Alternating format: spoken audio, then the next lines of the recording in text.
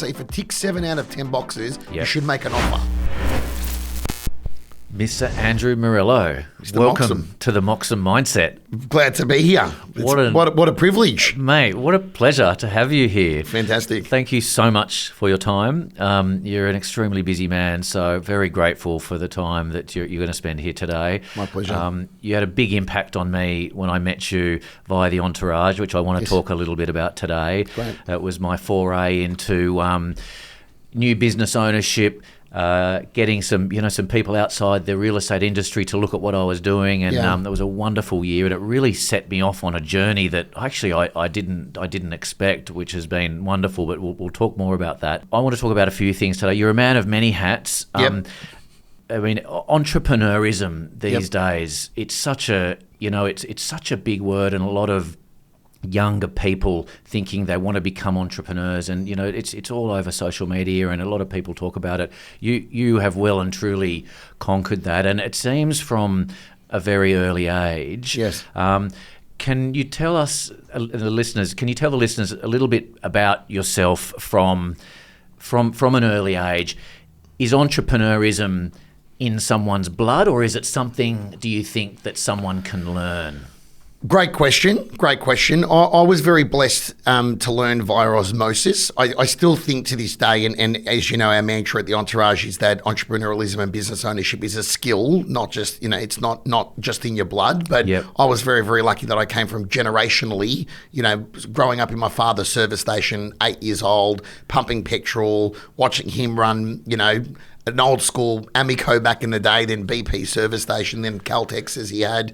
And it's like, certainly I learned a lot via osmosis, Yes. right? So it's certainly a skill set that you can learn, but it always helps when you're immersed in it. And like I look at some of the amazing entrepreneurs that come from parents that weren't entrepreneurial, and they've gone and dedicated the 10,000 hours to becoming great entrepreneurs and business owners. I've actually, since we probably spent time together last in some length like this, I've actually probably shunned away a little bit from the word entrepreneurialism, because I feel like it's just become a bit of an overused word. And now it's more about business ownership, because what I'm finding is, especially after the pandemic, there's this beautiful shift spiritually and emotionally in people where they just want to build like a business that does $3 million a year, a net profit before tax of $500,000. They can send their kids to a good school, take school holidays off. It's not about building $100 million company anymore. And I think that's the misconception. There's nothing wrong with being a business owner who's got comfortability and can actually spend time with their family and do the things that nourish them. I so agree with, and it's well spoken about at the moment. Industry across the world, like there's going to be, and there's some big shifts as a result of what we've all been through,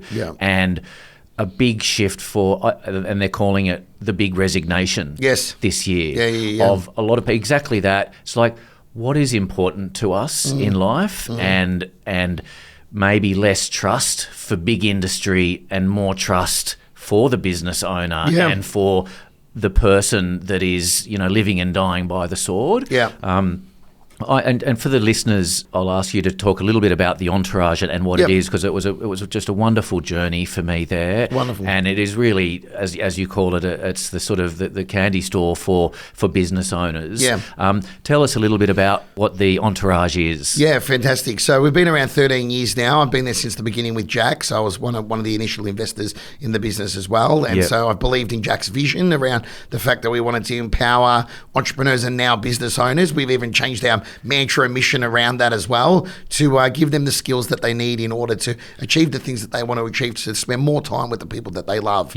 And so we basically have been working with, literally, we've got over 500,000 people globally now in our community. We've worked with tens of thousands of businesses, and we work across what we call the 6 elements. So marketing, sales, product to market fit, operations, systemization, finances, and people and culture. We bring that all together through a program, and then allow them to take, as you said, the candy store, choose their own adventure and really take themselves not only as an entrepreneur and a business owner, but individually as a person and a human being to the next level. It's really remarkable. So for everyone out there, if you're interested in learning about business and entrepreneurism, look up the Entourage. I had a great experience. So it's an amazing group of people that, the love is real, and everyone's there for the right reasons. Out of all of the thousands of people you've seen that have come through the program. What do you think are the winning traits? Yeah, the key characteristics. Of someone that's starting small, they're wearing all of the hats, to taking it to that level of being able to spend more time with their family, because and I've been I'm a small business owner, soon to be, with big plans. I've been third time I've done this in the last 5 years, and quite often, in my view, and that's why I came to the Entourage, is I want to learn how to get to that next step, as opposed to being that man with all hats continually. And it's what do you think are the keys to people being able to make that step? Well, it's interesting. You would remember from your time at the Entourage, we talk about the entrepreneurial hierarchy when you're sitting in technician mode, and then you elevate yourself from technician mode into manager into leader into entrepreneur. They're effectively the stages you go through, and the key characteristics of somebody who really embodies that journey and elevates themselves to the next level, the fact that they understand that they can't do it alone. Like, I think the reality is that as we're seeing more and more now, we're seeing collaborations between companies. We're seeing, we see it all the time in the real estate sector, people, doing co-listing and things of that nature has become a big thing over the last, let's call it 2 or 3 years. But the reality is that I think in business in general now, you need to remove your ego. So it's people that are coming in with no ego, people that understand that they need to be coachable and be open to ideas, and then people that are willing to actually go above and beyond and step outside their comfort zone to reach their full potential. They're the ones that really excel. It's amazing because there's some people that have done well, and it's like I've looked at them over the years and thought, I've had 2 groups of people. Some people that have done well that should have done even better, and then some people that have done well that have gone, I'm surprised that they've done as well as they've done, but they were great at following the bouncing ball. Right. And you would have seen it in real estate, right? Like I remember I used to do some training with Ray White back in the day, and I met some guys at, in the Ray White offices down in Melbourne, and like we're talking like, Ray White Sydney was very different to Ray White Melbourne. Ray White Sydney was quite boutique and high end, where Ray White Melbourne never really took off in that space. So they got me to go do some training down into some of the Melbourne offices, and I met some guys out in sort of the western suburbs of Melbourne that I'm not being prejudicial in any way, but I was like, you would never expect these guys to be top performers, and they were doing 115 transactions a year, and it's like they were not the sharpest tools in the shed, but they were great at when they did get coached. And when they did get some directive, and when they did get some training, they were great at implementation. Which is it just proved the point. And I remember going back, they'd get me back like quarterly, and I'd see like these guys that would start out, especially some of them were new Australians, Indian, Sri Lankan, Chinese new Australians that were coming out and deciding to get into real estate. And like, you would think with their language barrier and that, but they just knocked on more doors. They dropped more letterbox drops, and they made more phone calls, 10 times more than anyone else in the office. So it became a numbers game, and they just were disciplined at implementing, and then they were disciplined at trying to be better. And we saw that a prime example of that. There's another guy that's worth checking out down in Melbourne called Sunil Kumar, and he was another Entourage alumni. He was with us for 4 or 5 years. I spoke to him. You did, correct. So he's got 19 offices now. He's just written his second book. Like, this is a guy who came here with nothing, with an empty suitcase, from India, and believed in something, and now he's built an absolute empire. And you would have said when 20 years ago when he started in real estate, he really didn't know what he was doing, and now he's the poster boy for what it is to come to Australia as a new Australian and build a multi-million-dollar organisation. It's so brilliant, and I think that as you mentioned, discipline from a real estate side of things, as you say, it's not rocket science. It's having discipline, and it's having the real will to actually do the hard yards, and it's hard yards. It's just hours and numbers, like in real estate. And I think it's also in business. Like it's not. It like no one's really reinventing the wheel anymore. Like let's be honest. Like I know sometimes it's controversial when I say that, because yes, there are some people that are in a lab somewhere designing some new pharmaceutical thing, or I'm working with a guy now who's designing stuff for jet engines and stuff. So he is creating something and reinventing a wheel to some respects. But 99 or 95% of people aren't reinventing the wheel.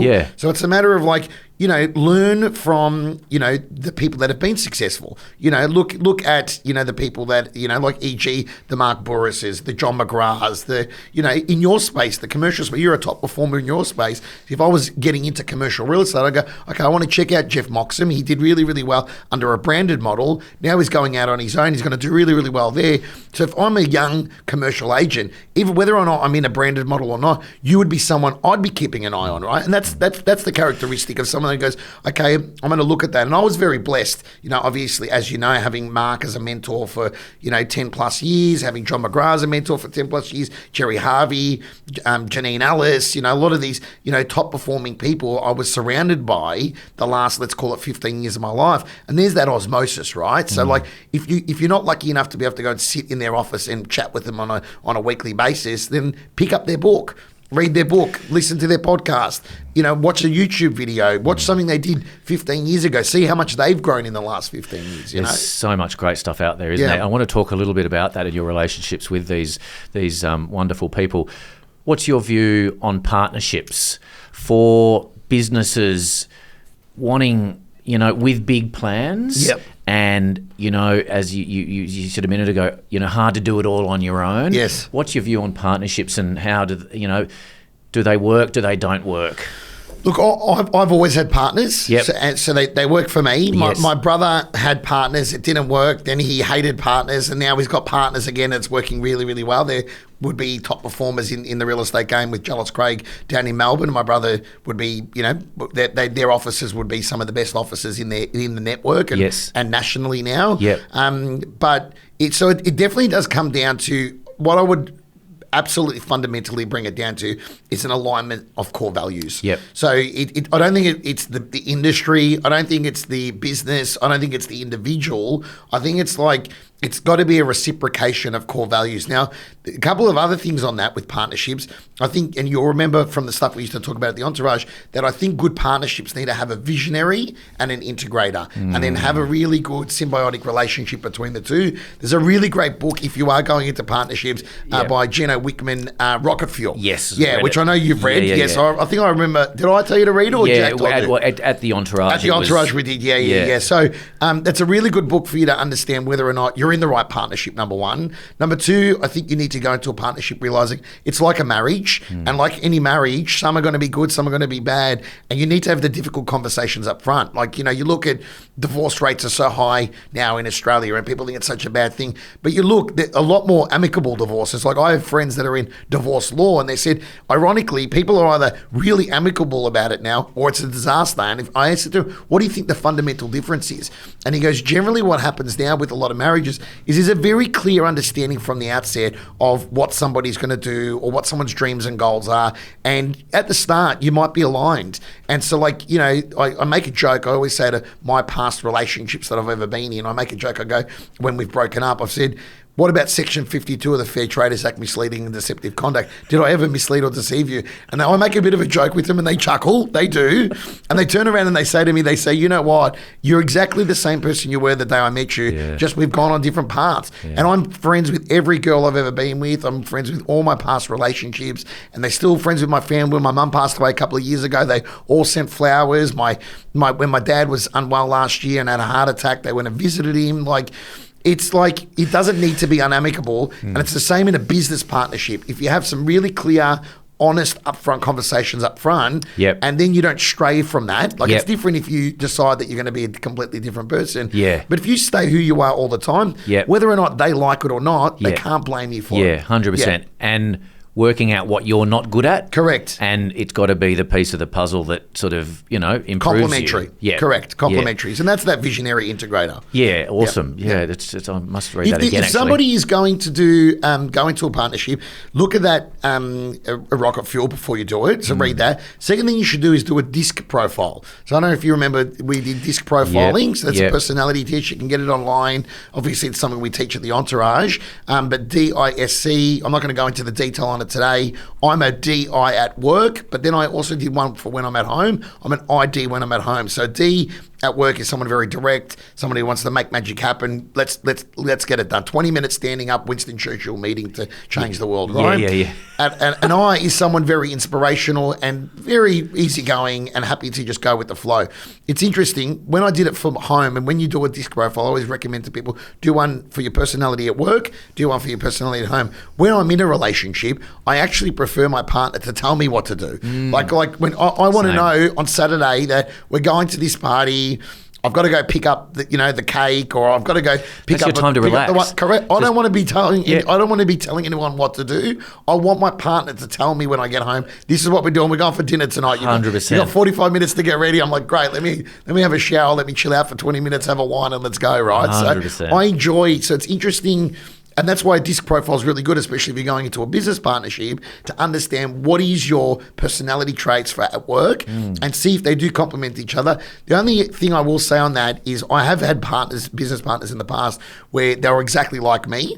And it's like an attraction. Like you meet them, you're exactly the same, and you're like, geez, this is going to be great. Yeah. And then you get into it and you're like, well, wait a minute, both of us don't want to actually do the work. We need someone who's going to integrate our crazy ideas. So like, don't necessarily fall in love with yourself, which I've done in the past. Now I don't do that. Now I only invest in people that are very different to me and definitely very much complement my skill set. Awesome. Yeah. Thank you. So reality TV. Yes.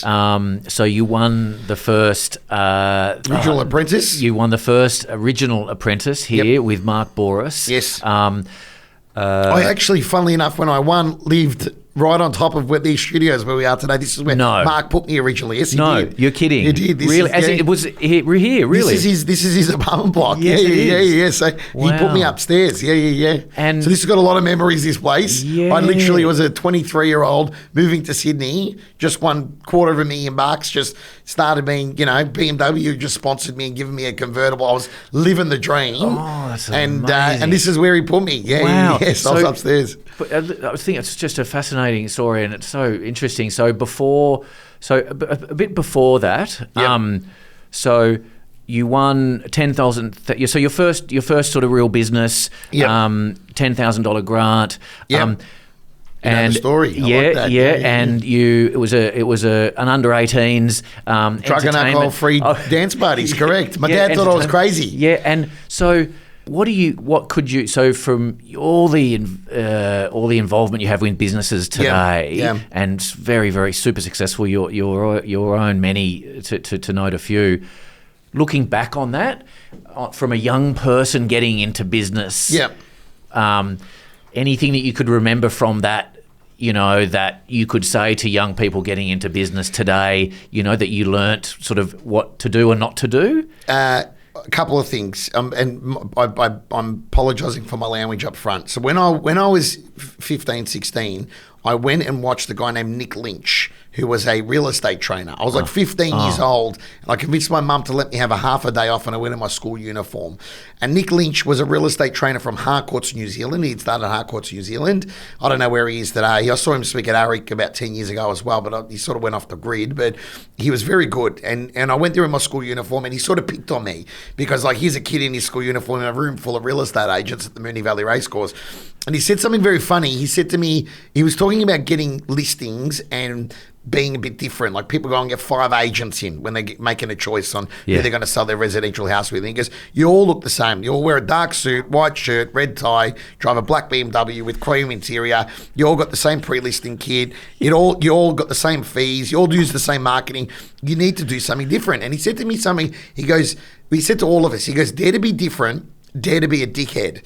And he said that, and I was like, at the time, I was like, this guy's an idiot. And then I realised as then when I started my first business and I was running these underage dance parties, like I called it Angel Promotions. And I was the head director of Angel Promotions. And I would go to these meetings with the local council, which I got a government grant from, $10,000 in my school uniform. And I would sit down and I'd have a full proposal, and they must have been laughing at me. There's me, my tie and my blazer. It's the only time I wore my uniform correctly. And I'd sit down with these nightclub owners and negotiate with them, and like a lot of them must have been thinking, this guy's a dickhead, right? But it was they were like, you're different, You're out there, you're a little bit crazy, you're like the square peg in the round hole, right? And it's like at a young age, use that to your advantage. Like if you're 15, 16, 17, 18, even if you're 18 to even like 20, you can get away with it till I reckon you're about 23, where people will go, if you're hungry and you're being a bit different and you're a bit outside the box, I think that's what attracts people to you, right? So like, don't play the safe card. Like when I went to my dad, I'm going to go run underage dance parties, he would fob me off with these crazy ideas, but he never said no. So it was and if you're a parent listening to this and your child's got a crazy idea, hold space for that child. Let that child have the crazy idea. If they want to try something, and as long as it's not dangerous, obviously. Yep. But like I said to my dad, I want to run underage dance parties, and I found this grey area in the law that if the government hated it, the council hated it, even though they backed it, the police hated it. I found a grey area in the Victorian law that if you removed all the alcohol from the nightclub, then you could put kids in a nightclub, like an actual nightclub, rather than putting them in a school hall or a town hall. And so I had this idea where I was going to put kids in a real nightclub. And my dad's thinking, how the hell are you going to pull this off? And I went to the nightclub owner. I was 14, 15 years old, sat down with him. His name was Ben. He owned One Bar Moonee Ponds, if he's listening to this. And he said to me, and Paul Harrison, who's also in real estate now, is one of the other owners. I said to him, they're like, we're not going to make any money from this. Like, there's no point us doing this. And I said, well, actually, let me paint a vision for you. I said, if a kid starts coming here while they're 15, 16, 17 years old, by the time they turn 18, what you've done is you've created a habit. This is their local now. This is their place that's got all these fond, nostalgic memories. And I remember Paul Harrison and Ben sitting across the table from me going, you little prick, like you've nailed it, haven't you? And I said, well, think about it. I'm there in my school uniform. And I said, give me the venue. I'm going to create a habit that every kid's going to want to have their 18th, 19th, 20th, 21st birthday here as soon as they turn 18. And that's where you're going to make your money. And they're like, it's a good point, right? It is a good point. So like, think outside the box, be a little bit crazy, dare to be different, dare to be a dickhead. And for the parents out there with kids that you might think have crazy ideas, give it some airtime as long as it's not dangerous. Correct. Give them a go. That's the preface. Yeah. But my dad, I'd come up with these crazy ideas, and I don't think he really took it seriously until one night I walked home with a shoebox and all my mates behind me. We walked back from the nightclub. It was One Bar Moonee Ponds on the corner of Askervale Road and Puckle Street. And my parents' place was on Askervale Road. So if anyone's from Melbourne listening to this, they can visualise. It used to be called One Bar before that Cactus, before that Regine's back in like the Jason Moran and then the Underbelly days. It was called Regine's back then. So my brother was old enough for Cactus. I was old enough for One Bar. And then my friends, the Festookers, that came through the entourage as well, that had a big company. They owned it for a while, called it, I think, Eden. But anyway, moral of the story is I walked home and I opened this. My dad, I'm so proud of myself, I opened this shoebox full of cash. And my dad looks at it and goes, what's all that money? And I said, that's the money from the party I ran. And he's like, how much is there? And I'm like, I don't know, maybe like 20 grand and like 5, 10s and $20 notes, a shoebox full. And my dad's like, how did you get home? And he's like, I'm like, I walked. And he's like, you can't walk through Moonee Ponds with 20 grand cash in your hand. And it was funny because my dad never said, I love you or I'm proud of you. But what he did from that day onwards, every time I ran an event, he would drive to the back of the nightclub a half an hour before it finished and he'd pick up the cash and drive the cash home for me. And then he'd count it all out and he would put it in envelopes who I needed to pay. Then let's say I had 8 grand left at the end after I paid all the bills I needed to pay. So let's say net profit 8 grand. He'd give me 4 and then he'd take the 4 and say, this is going towards a deposit for a house. And I bought my first house at 18, pretty much with cash, like not outright, but my deposit was. And then lucky he only gave me half of it because that 4 grand that he'd give me would disappear in 3 days. Like I was 15, 16, 17 years old, making money, having a good time. I'm all, as you know, all about having a good time. Yeah. I'm all about living in the moment, living the dream, practice present moment awareness. I justify every crazy decision I've ever made by using that and telling myself that. And so, but my dad, he then turned around and like he was, that was his way of showing he was proud of me, So, yeah, he's been a good man. I've been very, very lucky. I had really good parents. So if you are parents listening to this, it's very, very important. You don't need to have all the money in the world. My parents came here on a boat with one shoe and an empty suitcase. They just held space for me to be who I needed to be. And they encouraged us and gave us unconditional love. Even when I was probably in the wrong, my mum and dad backed me, right? Which is like, at times controversial, but they were like, we believe in you, right? And, they've never given me cash and said, here's like money to go buy a house or here's money to start a business. But they've said, if you want to have a crack, have a crack. Yep. If all else fails, you can come back to Mooney Ponds. Yeah. There's a bowl of pasta and a bed waiting for you. Beautiful, man. I mean, that's a beautiful thing. That's an amazing story. So many more things I want to talk about. Right. We're going to have a quick break. Right. And then we're going to be back. Can't wait. Welcome back. Great to be back, Jeff. Part 2. I'm part 2. Look out. Part 2. Look out. Bigger and better. So mate, again, thank you so much for your time. My so pleasure. much wonderful stuff that I'm learning as well, and also great stuff for the listeners. So I was very much looking forward to this. Right.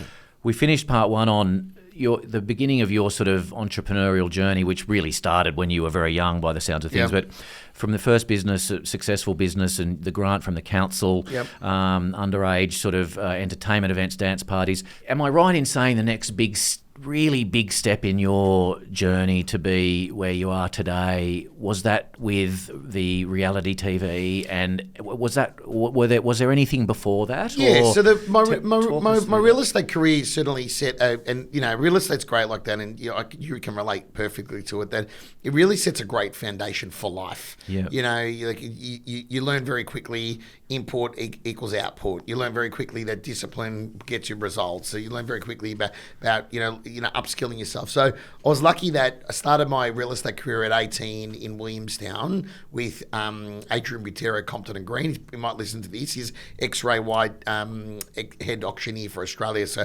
he probably knows who you are. So if he does listen to this, I better give him a call out. So he was my first mentor and my auctioneer mentor. Brilliant. I've called over 1,500 auctions now in both New South Wales and Victoria. So obviously I should give him some credit there. I was award-winning auctioneer, won a number of awards, REIV awards, Real Estate Institute of Victoria awards, had a great illustrious property career. So in my career, I've done over 1,000 transactions in property. And then a friend of mine, ironically, at Jealous Craig now, Spiro Vassiliadis, he's probably might listen to this as well. He said, you should try out for The Apprentice.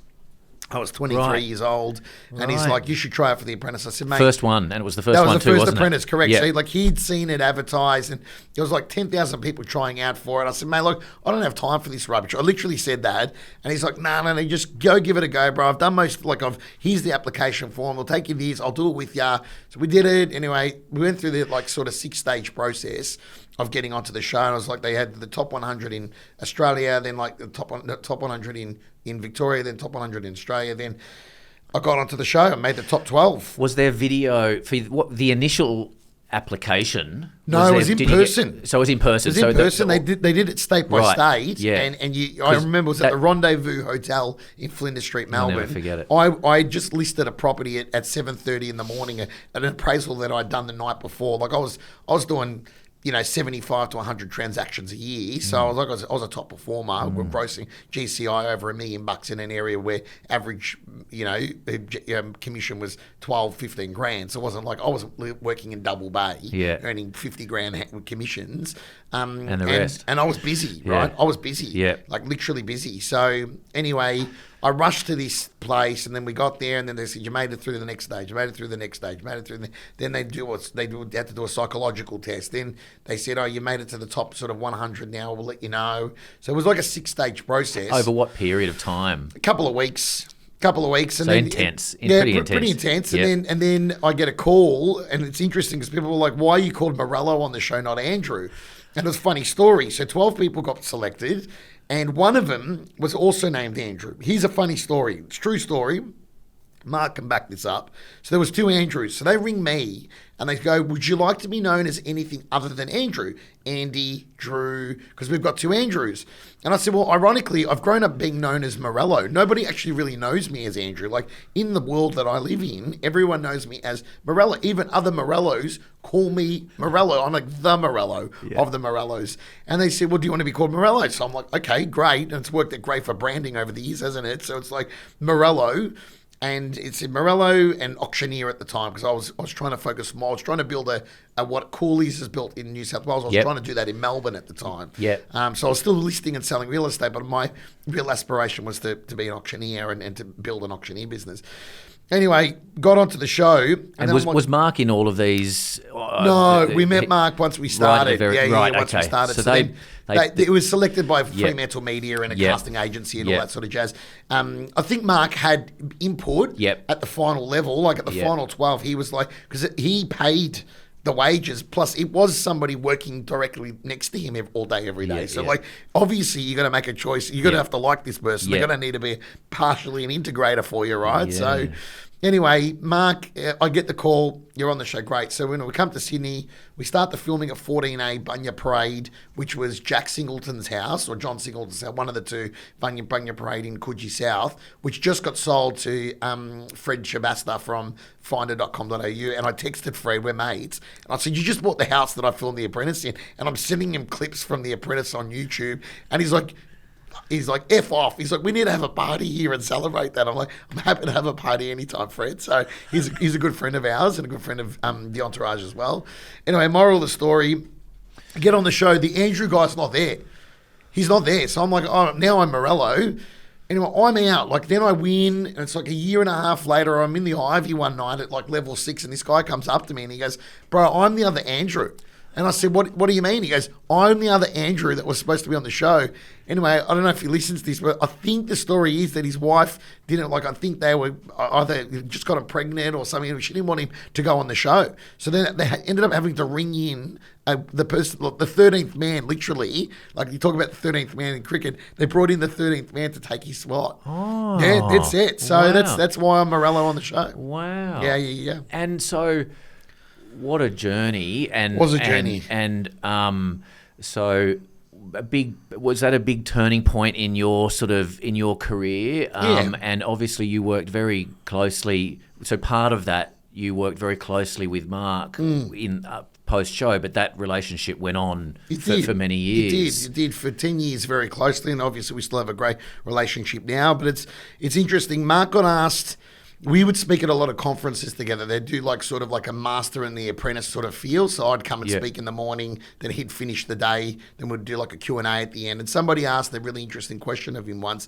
They said, Mr. Bouris, do you think Morello would be where he is today if it wasn't for you and winning The Apprentice? And Mark said something really profound. He goes, Morello was always going to achieve what he's achieved and continue to achieve, but all The Apprentice did and working alongside myself is accelerate that. Yep. So like I think I was already a top performer in real estate, already owned a number of properties at 20, 21, 22, 23 years old. Yep. But working alongside Mark, you sort of lifted the veil of like I was a big fish in a small pond in Moonee Ponds in Melbourne. Yeah. Coming to Sydney, I was a small fish in a big pond, and it forced me to really elevate myself to the next level. And I remember Mark saying something to me. It was like one of my jobs was to sign franchisees up. And the franchise agreement was like this thick. I know some people are listening to this, but imagine like a franchisee agreement. It's like 200 pages long. You've signed some of them, correct. Yeah. And Mark would go to me. I remember we'd go to meetings and I wouldn't know. Like people would reference, like a lawyer would reference a clause. And Mark actually said to me, I want you to start creating those contracts. Like we've got lawyers to do. I want you to start doing it. And it was really good mentorship. And I said, well, I don't want to do it. I'm not a detail person. It would take me, what would take a lawyer 45 an hour to put together using the template would take me 5 hours, literally. And he'd see me there sometimes at night because his office was right next to where my office was, and he'd see me there. Like he'd leave sometimes late, and he's like, "What are you doing?" I said, "I've been putting this agreement together. It's doing my head in." And he's like, "It's good for you." He goes, "Because you're not a detail guy."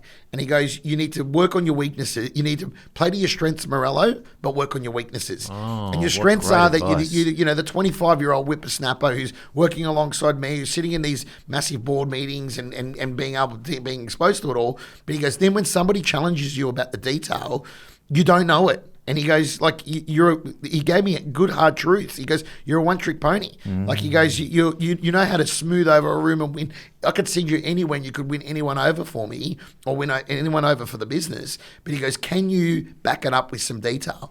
And so I used to sit there, and I reckon for about 30 of the 135 franchisees, I put their agreement together.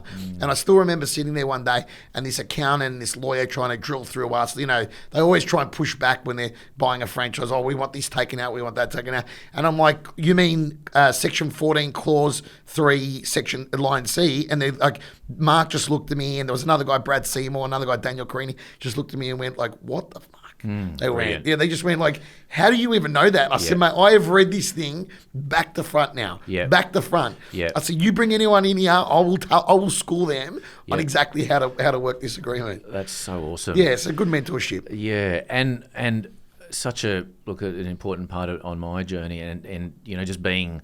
You said good mentorship. Just being around the right people is so important, isn't it? And as you said, it elevated and accelerated your career. In terms of growth and scaling, like you've scaled many businesses. The Entourage is all about scaling, and that's why I went there. What do you think? What is a key? What's a key element for somebody to be able to sort of scale their business? Yeah, it's a really good question, actually. I think one of the fundamental key characteristics for scalability is removing your ego, first of all. Like I think a lot of people don't think they've got an ego because they doubt themselves all the time, but then they get so worried when they do trust somebody else with the, you know, the keys to the city, e.g. a general manager or a CEO or a COO or a CMO, like what they do, or even like a marketing manager. Like let's say you've been a 1, 2, 3 man show, and then you want to scale. One of the first things I say to people is we need to work on your marketing. I think you should bring a full-time marketing person in-house that can actually work alongside you and enact your vision, integrate your vision, right? And it's like then they micromanage that person, and I'm like, stop micromanaging them. Like empower them to make a decision and empower them to go on. It's a little bit like this, like you know, guys. As when we had a break, you know, the producers here said we'll send you a cut to listen to, and I said I don't need to do that because. Everything I say, I believe in, right? So, like, you need to, and I got that because the mentors I had and the business partners I had and the osmosis that I had through, you know, my father and through my brother in business was that they trusted me. Now, are they going to get it right 100% of the time? No.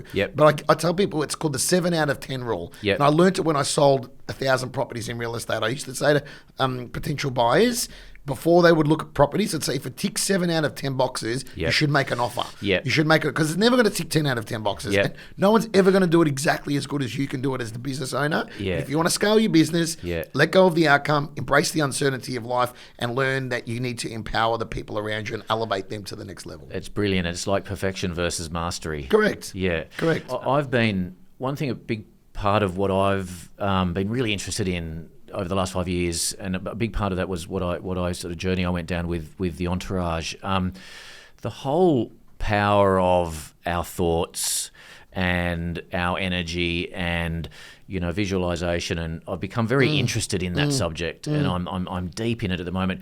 What are your thoughts on that subject of, to summarize it, you know, we become what we think about. Of course. Visualization, Manifestation, being on the right vibration and giving off the right vibration, and, you know, the laws of the universe, they call it, of, you know, you really attract the energy that you give off. What are your thoughts? And is it a big part of the way that you think? Like, you're a naturally very, very positive and person.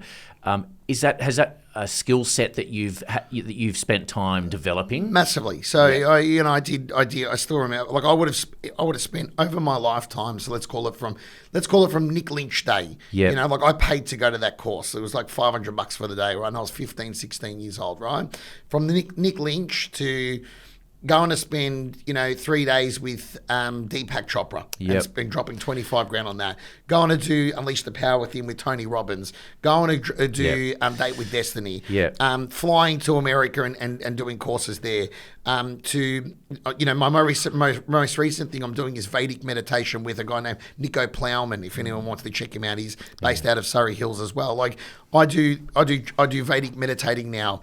Twice. I try for twice a day. Do I get it right every day? No, I don't. And I'm there sitting with my thoughts. And as somebody who is very high energy, as you know me to be, to stop and sit with my thoughts is a big thing. I do a lot of journaling. I've done a lot of stuff around my spiritualism. I grew up Catholic. I would say I'm no longer religious, but I'm more spiritual now. same. You know, I have a shaman. Like I go and spend time up in Byron with a shaman now. So, you know, I've dedicated a lot of time, energy, money and resources, probably close to $1 million since I was 15 years old to actually becoming the person I am today. It's so lovely to hear that, because I mean, I could do it all day, every day. I just absolutely love all of that sort of stuff. And I think, and I had someone say to me, said, "Oh, mate, you just do so much of that stuff." And it's like, but I mean, is there ever too much of that? I mean, I don't think so. And I'm doing something at the moment out of the US with the Proctor Gallagher group. I'm 6 months into a 12 month. Is it Bob Proctor? Yeah, the Laws of the Universe. And it's just been a really wonderful program, and rest in peace for Bob, obviously recently passed away. So that's been huge for me. You know, I was actually lucky to meet him at ARIC when he spoke at ARIC. Wow. So John McGrath got me to speak that year. Yeah. And I was in the green room and I got to meet Bob Proctor. What an amazing human. I know, correct. Yeah. And still, so you've answered my question. Still today, you know, it's a big part of what you Massively. do. Yeah, it's a financial investment, a mental investment. What I'll say, and to the people that say to you do too much of it, this is what I'll say. I'll say human beings take nourishment 4 different ways. We take nourishment mentally, emotionally, physically, and last but not least, spiritually, right? Yep. So what does that mean? What that means is that if like some people go and read a book about a guy running a marathon, like I did the Kokoda Trail a few years back, if you remember, for Seed Foundation for Indigenous Education. I sit on the board for Seed. Now, I did it because I spoke at a conference, at the Luminosity Youth Conference, and Kurt Fernley was there, and he had a go at me. He goes, you know, if a guy with no legs can do it, you can do it on stage. And I said, okay. So he called me out. 2 years later, I went and did it, right? Now, I didn't do it because Kurt Fernley called me out on stage, or because other people did it. I did it because I got a lot of nourishment out of the challenge of doing that, like the mental, the emotional, the spiritual, and the physical challenge of going to do that. I've always been a larger guy, so I'm like, okay, this is really going to put me through the test, and I got through it, right? And I did it, right? I got it done. And I've summited Mount Kinabalu in Borneo. I've gone and done, you know, I've been to Burning Man. I've been to Coachella. I've done all lots of fun stuff too. So what I say to people is, just because you read a book on a guy who runs a marathon or does the Kokoda Trail, or you hear that Morello's done it, doesn't mean you need to go and do that to get your nourishment, right? There's nothing wrong with you still, just because you're being laser focused and you've done, you know, X amount of months with no drinking now, and you're really focused on getting your mind, body and spirit right. That's what's nourishing you at this moment. But 10 years ago, you did enjoy going for a wine on a Friday night, and that still nourished you, like sitting there with your partner or your wife or your business partner, chatting, or maybe a client or whatever it might be. So like, don't put too much pressure on yourself to be what everybody else is doing. So if Jeff Moxham has the discipline, the time, the energy, and the you know, the nous to go and spend a lot of his time doing that, then great. That's what nourishes Jeff Moxham right now. But Andrew Morello is doing something different right now. But it doesn't mean that next year, when borders, later this year when borders open up again, I've always wanted to go do Mount Kilimanjaro, finish Mount Kilimanjaro, buy myself a Tanzanite ring as a reward. Yeah. That's one of the things I've always had in my journals. And so like, to do that, I know I'm probably going to have to go for a few months, no drinking, no going out, drop a few more kilos off, get healthy again. Because I know that if I do Kilimanjaro, I'm in the African, heat, and I know that's going to take a toll on my body. So I need to nourish myself a particular way. But what I'll say to people is, don't put too much pressure on yourself. Yep. Be open to ideas, try new things. Yep. Like you're sitting here, some people might be sitting there and go, I could never Vedic meditate. I'm Andrew Morello. I talk 24 hours a day. Like Vedic meditating, you got to be silent for 20 minutes listening to nothing. Yeah. It's not a guided meditation. Yeah. So sitting there with your thoughts, it was a real challenge for me. Yeah. But I forced myself to go do a 4-day course with Nico Plowman, and then I put it in my diary, and it became an appointment in my diary. Yep. I started doing it with other people at the Entourage office, sitting in the boardroom, and people would walk past our boardroom, and at the beginning they would make fun of us. They'd be knocking on the window making fun of us, and we would just sit there in silence doing our Vedic meditation. Wow, brilliant. So, so just do what you need to do to nourish yourself, but obviously don't do it at the despair of other people. Absolutely. Man, I'd just so much more I wanted to talk to you about, and we've come to the end of our time together today. I thank you. I can always come back again another time, Jeff. I reckon there's definitely another one. I reckon there's another one in there. Maybe on a Friday night one day when you're drinking again. Yeah, for sure. We'll do it over wine instead of San Pellegrino. Yeah, 100%. And mate, thank you so much again. My pleasure. You're the great man, as I call you, and you've had a big impact on me. Great. Thank you for your time, and I'm sure there's lots of great stuff for the young people and who all our audience to hear well, today? we just on that, Jeff, we're very, very proud of you. You're a success story for the Entourage. So from on behalf of Jack and myself and the team of the Entourage, we're very, very proud to say that you're an alumni of the Entourage. If anyone wants to stay in touch, they can log on to our Instagram or reach out to me at Andrew Morello as well. I love talking to people, love connecting. I believe the meaning to life is the people we meet and what we create with them. And I'm glad I met you, Jeff Moxham. What a great way to end. That's awesome. Thank you, man. Thank you very much. Legend.